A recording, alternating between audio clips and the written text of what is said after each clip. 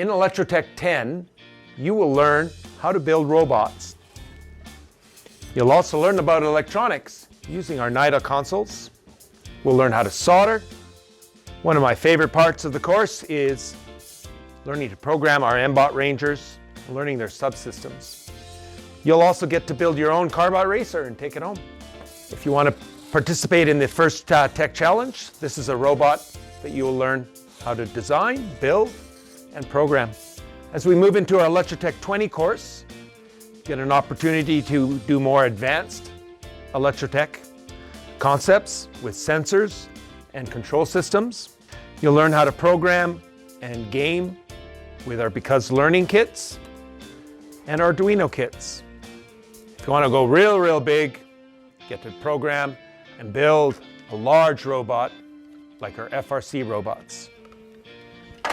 And if you want to delve into our alternative courses, you can learn a little bit about satellite technology with our partnership with University of Alberta.